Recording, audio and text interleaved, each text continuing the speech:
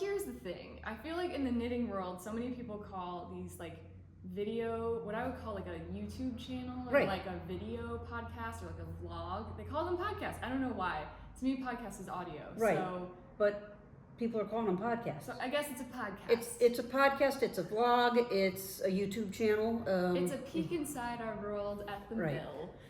We should say who we are. My Yeah. name is Peggy Allen, I'm Amanda Kievitz. and we are co-owners of Junction Fiber Mill in downtown White River Junction. We've been a mill here for a year, a little over a year and a half now. We Yeah. started in February 2021. I'm sure as we get going with this podcast, a lot more will come out about our story. Yeah. But we will get right into the more topical stuff. Yeah, you were where I wanted to be this past weekend, but Yeah. I wasn't there. Yeah. Family funeral came on to my plate, so Amanda took over. And where were you? I was at the New England Fiber Festival in West Springfield, Massachusetts. At a location better known as the Big E. And it was big. The grounds for this festival, I had never been there before. They're sprawling. There's a lot of buildings. It takes up like many blocks Yeah. in I don't know, the city of West Springfield. Yeah.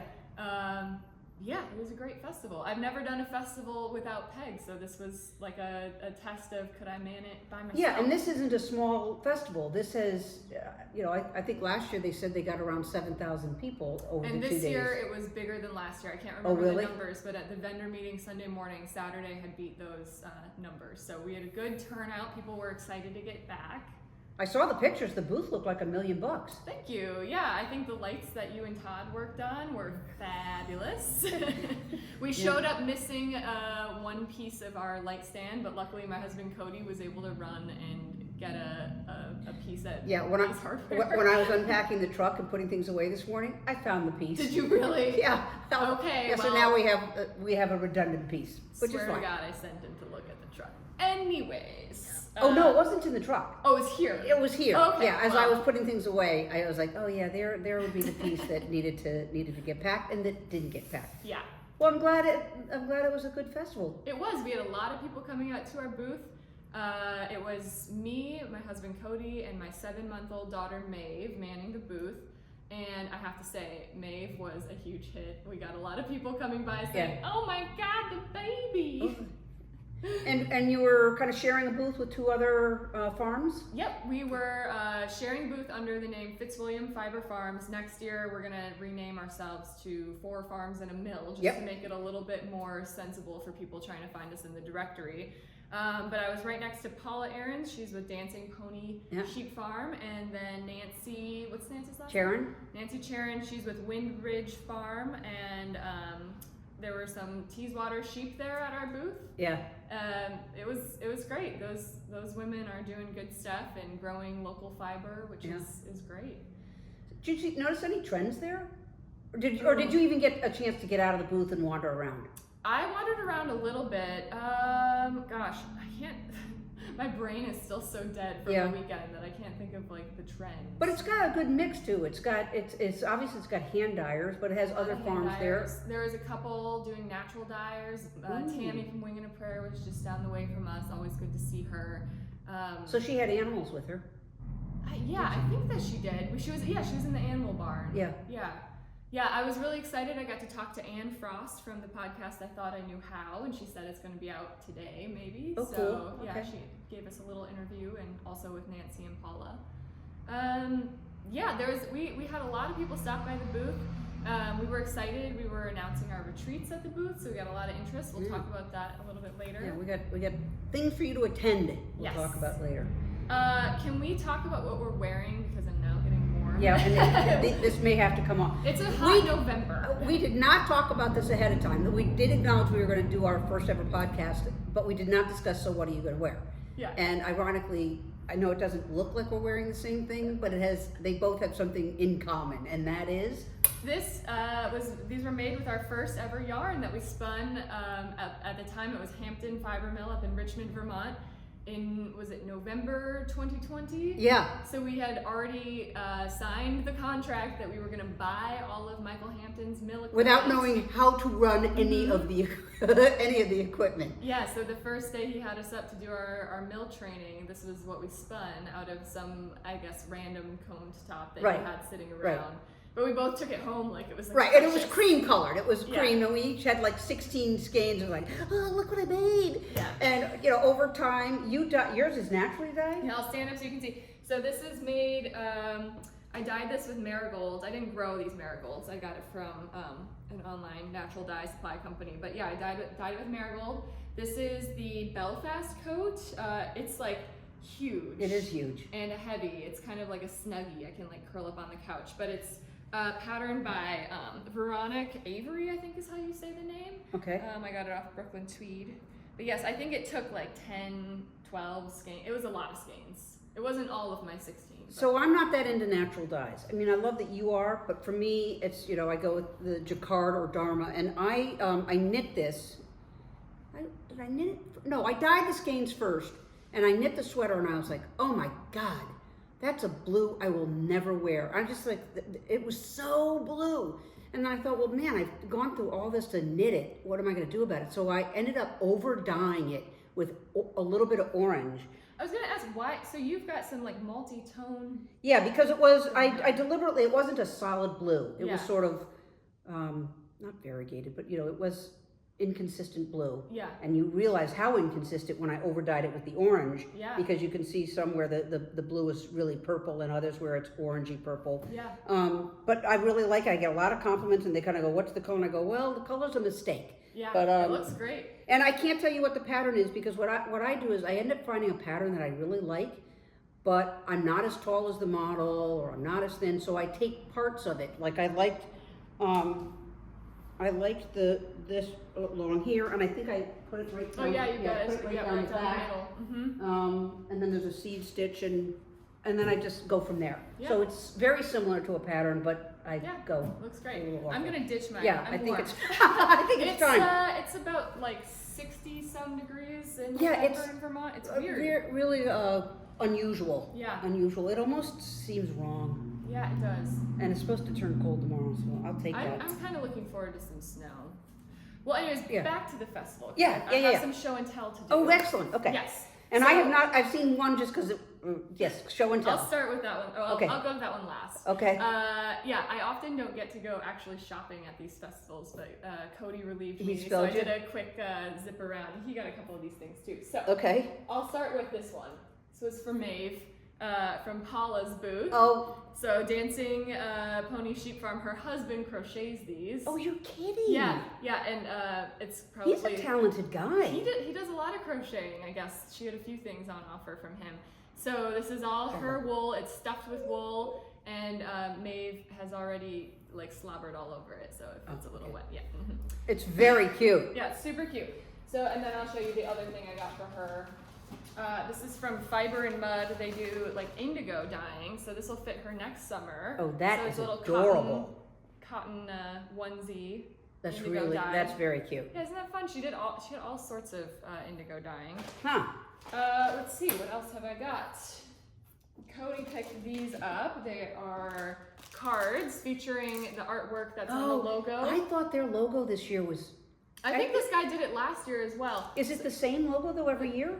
I don't know. The last 2 years I know it's been this. Oh, okay. And this is a collection of different artworks as well. Right. But one of the vendors was ink drawings by Gene Mattress or Mattress. Okay. So he does a lot of these prints. Really nice. But this features a sheep, which we like. A little present for myself. I got this. This is a beautiful project bag. This is very cool. Don't you love the colors? I love the colors, and it's just very clever. Yeah, so it's made out of sailing rope. Yeah. That the woman, it's by Cole Mama Creations, and she dyes all of the Yeah, rope she must herself. dye. Yeah, I was at a festival and not far from her, and they were flying. Yeah, I was surprised I was able to grab this one on Sunday. Yeah, this is and really it's got, you know cool. what I like the best? It's got this yarn loop, so you can start with your yarn and it won't, like the Oh, ball won't fall out. Yeah. That right there, Yeah. that is very clever. So it's really nice and sturdy. I was going to Wow. replace the basket that I've been using because it sometimes snags my yarn. But this also has handles you can use as well. So when you say sailing, but it's It's sailboats. Yeah, but it's cotton. It's not. Yeah, it's 100% you know, cotton. Most boats are So okay. Yeah, so Very she had a cool. lot of cool things. Okay, I got one more thing, and this is what you already saw. It's kind of unavoidable. This is a Be gift, prepared. a gift for someone. I actually want to keep it. I don't have a cat, but this is a cat cave, and it was from, what booth did Cody It's find from this Dr. in? Seuss. Yeah, I cool swear. wool, felted wool products, recycled goods, and other cool stuff. This is really fun. Honest to God, it looks like it came right out of a Dr. Seuss. Yeah, and it was under $100. I was really shocked because like it's so much wool goes into these things. Yeah. That is. Anyways, Wow. yeah. So this is not only living temporarily at our house, but I really like it. Well done. Yeah, I got Well a lot done. of stuff. It was fun. Well, I'm glad the festival was so successful. It was successful. Yeah, Meeting a lot of people. would do it again. And it's where we introduced for the first time our this notion that we're going to do a retreat, which again we'll talk to you about in a little bit. Where are we going to next? Do you want to talk upcoming events now that we've got this one behind us? We can do that, or we can do show and tell in the mill and then events. Sure. We should pull it out of a. Okay, let's show what we're doing in the mill and then. Okay, so I'll start with our own stuff. So we have a new. Do people call them yarn bases? Like the like a yarn and yeah. I think we've heard yarn bases. Anyways, Okay. we don't know. Montedale and Cheviot wool that we have spun, and we're doing some solid colors. Let's see, Anastasia dyed these two. Yep. I think you dyed this I did the one. red. Yep. We completely sold out of the green. that And the Anastasia green, and dyed. it's too bad we can't show you the green. We will be doing it again. The green was It was so absolutely good. Somebody spectacular. came to the booth, I think, and just bought Bought of it them. all. Yeah, so that was a great. this great is a color. terrific farm up north of Burlington, Vermont, and we've only done one run with it, and we're really looking forward to processing more and doing some solid colors to go with our making tracks line. Those are good. Yeah, these one, and it's really soft. The fiber Yeah, is fantastic. yeah, it There's feels- not a lot of VM in it. You know, you can tell it's from a local farm, which we love. Yeah, but it has a really nice not feel to it. scratchy at all. Okay, so then I wanted to talk about what's next. This one completely sold out at the festival. I should have brought more. This is a new one since we did Vermont Sheep and Wool Festival. This is actually what you all decided we should make. So we put a poll out a few weeks ago to say what color making tracks would you like to see, and people said teal and peach. So I think this was pretty good. I think Anastasia did this one too, and for the dyeing. Yep. But we are calling it Alpenglow, and again, it sold out, and it wasn't just one person. It just was a steady, Yeah, everyone nice. liked this one, so we're gonna have to do this again. We've got like a handful. That's of the big skeins challenge, left. is being able to successfully repeat it. But she had good notes. We're getting better at that. That was a lesson we had to learn pretty quickly. Yeah. You go back to the original notes, you go, yeah, but what did you mean by a pinch of? You know, Right. a pinch of purple. Which is why, we encourage people to just stock up for their whole project. Yeah. I'm gonna just set those aside. This one we just did last week. This is a re-dye, and I think it's really close to what we did before. This is called World's Fair. World's Fair. And what's fun about it is it has this little shot of blue in it that just takes it into another place. It's a really great colorway. So that when you're going to knit with it and the colors are changing, it's not just going yellow to pink back to yellow. It's just going to have occasionally this little shot of blue that's really pretty. And it's very bright and vibrant, which is why we named it after the Tunbridge World's Fair. Okay, I want to save this one for last, but this is beautiful. This is another one that we got to dyeing after the Vermont Sheep and Wool Festival. We're calling it In the Clearing. And we had some stacks of roving available for sale for spinners at Vermont Sheep and Wool, and everyone just nabbed these right away. The roving was gone almost immediately, so we're like, we gotta make a yarn. Let's make a yarn out of it. So we did it, and it's nice. It's got this like muted, foresty green, and I think In the Clearing is such a good name because it just looks like when light like hits the trees on a really late afternoon, in like a coniferous forest. I think it'll make some really nice sweaters. Yeah, Nicely done. Thank you. Wow, coniferous. Okay. Okay, you want to talk about this one? All right. right. This was a big hit at. Was it really? Yeah, it was. Unbelievable. So, you know, we buy our dyes and then we're using them, and then once in a while we'll go, well, do we need a new dye? And we bought some. It was called chartreuse, and you know, I can't say that I know exactly what chartreuse is, but we bought a pound of it, right? And none of us had used it, so I said, well, I got to use it. And straight up chartreuse out of the jar is this super vibrant. It's lime green. It's like a glow stick. No kidding. So I did a blues and the chartreuse, so in places where it then blends with the green and calms down a little bit, and then it has this shock. And I thought you gave it a great name. It is called Firefly. It is called Firefly. Before Halloween, we were calling it Frankenstein. You're right. We decided to rebrand it for the winter months. But again, what's going to be fun when you knit this is it's going to go to that sort of muted blues and greens to this occasional neon of this chartreuse. So I'm glad it went well. It did, yeah. And men were buying it too, which I always think is fun when we can make colors that are men dig. Yeah, exactly. Oh, that's great. I think it'll be fun. Nice show and tell. Yeah, you've got something drying in the window that I haven't actually seen yet. So this is, as some of you guys know, we process the raw wool from area sheep farms. I think we're north of 100 farms we've worked with. And what you're seeing here is us setting aside a little bit of the mill's capacity to create our own line of yarn, but we also are always working with custom processing for sheep farms in the area. And by area, we had someone earlier on, about maybe 6 weeks ago, bring over 185 pounds of tunas from Martha's Vineyard, which was like crazy. Yeah, we want people to come in person, which sort of limits what our range is. But some people have been driving from, we've had customers from New Jersey, we've had people from greater New York State. Yeah, it's very rewarding. It's really rewarding. Anyway, I don't think Amanda has felt this yet. No, and I'm so excited. This is ridiculous. Okay, hold on. All right, we haven't hanked it yet. Feel this. Okay. Oh my gosh, that is so soft. Now here's the crazy part. That's like it's light. It's light, it's bouncy, but wicked soft. It's Dorset and Dorset Merino cross. It's yeah, you can really feel that like merino crimpiness coming through. That's beautiful. But the feel of it is just killer. Yep. Yeah, so we're excited to get to show you on the podcast, some of the stuff that we don't have in our shop. This is like this is gonna go home with the farmer, and then they're gonna sell it at their shop. Right.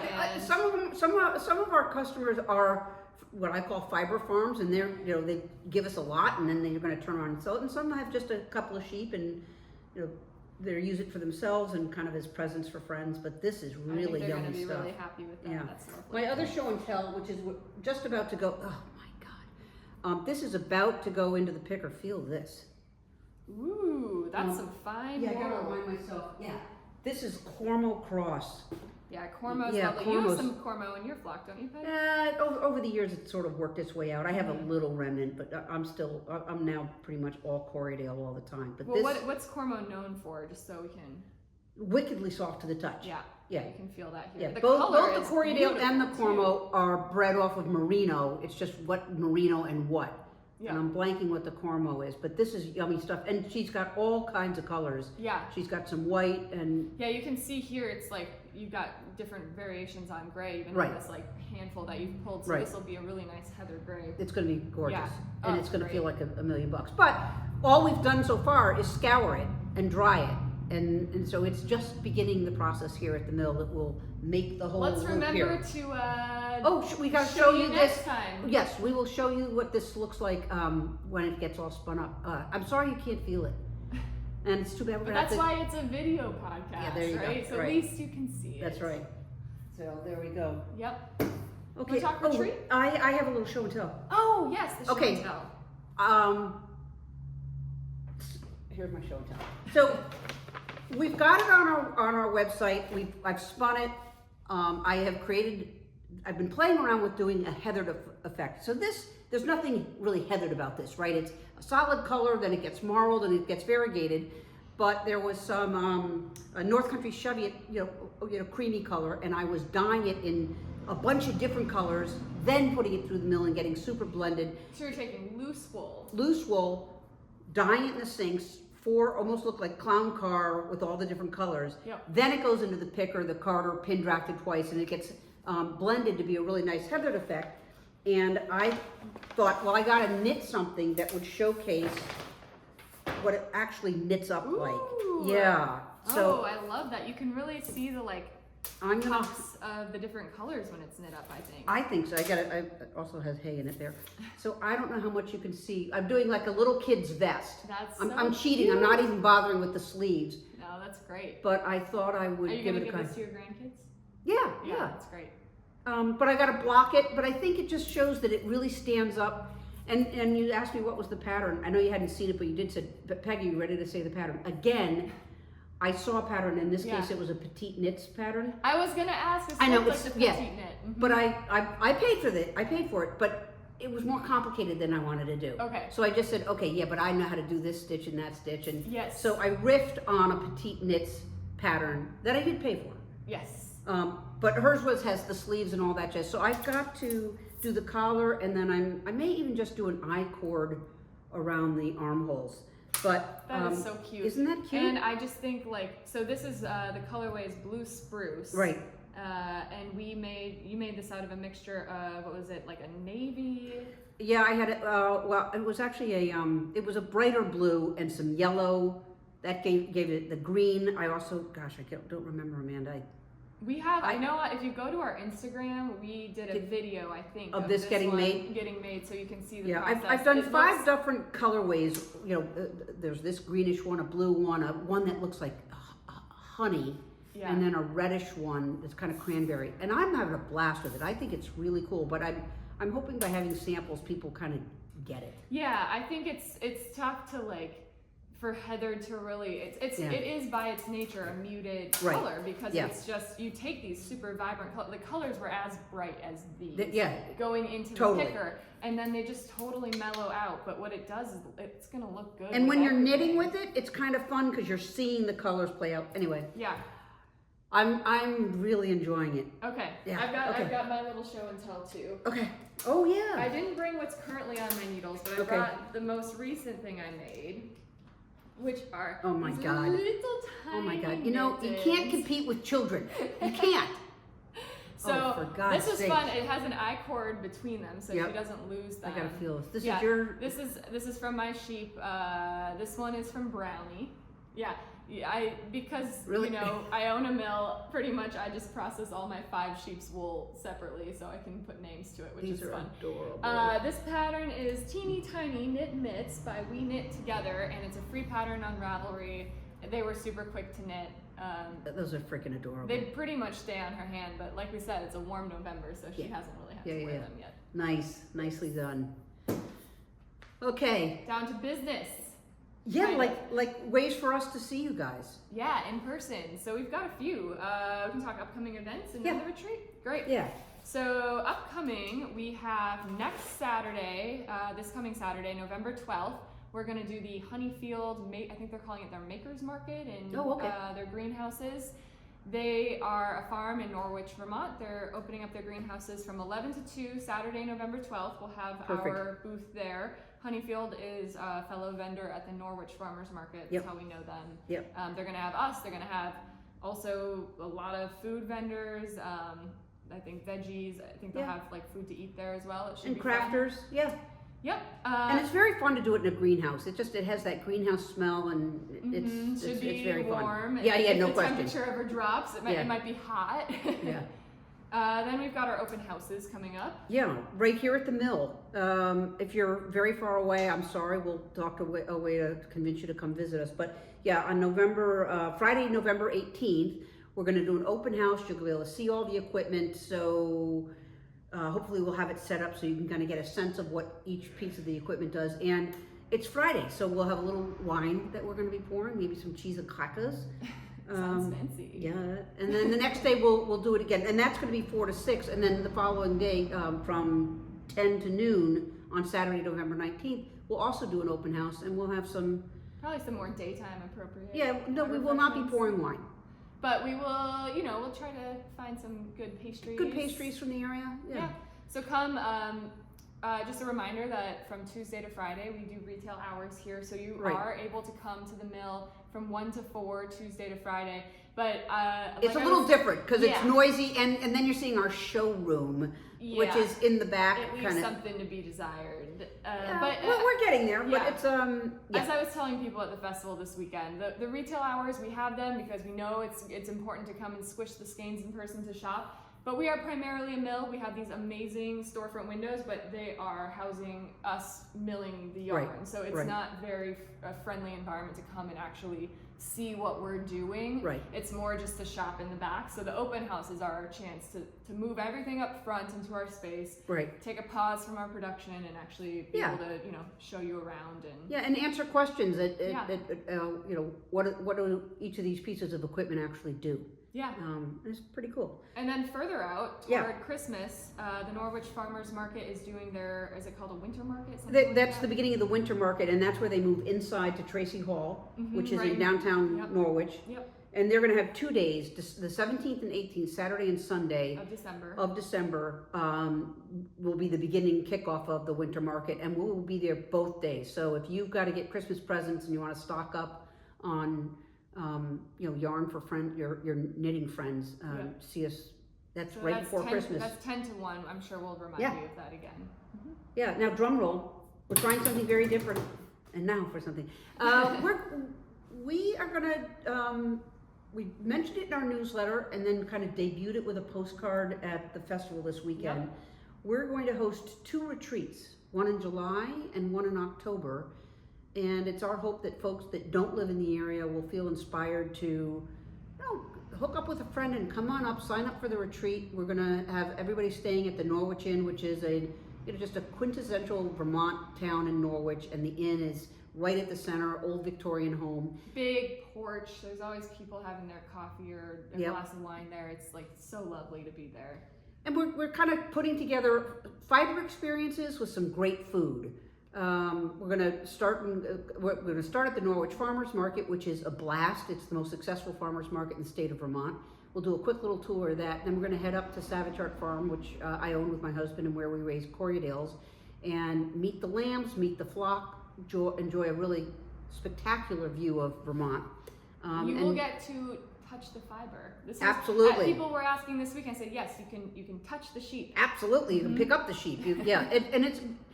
I think it's very, maybe I'm crazy, but I find it wildly satisfying to see that whole process, right from it's on the animal's back, you touch it, you feel the lanolin, you go, oh, okay, I get it now. This is what's keeping them warm. And enjoy some really gorgeous views. We're going to have a catered lunch up there. And that night, we're going to have a really exciting dinner event at Cloudland Farms. I'm so excited for this. Cloudland Farms is really rocking it. They've been around for about, the farm of Cloudland Farms is generation after generation. It's 1,000 acres. They raise Angus beef. Like straight out of Lord of the Rings up there. It's like, it is just in a good way. Hills. Yeah, the good parts, the hot.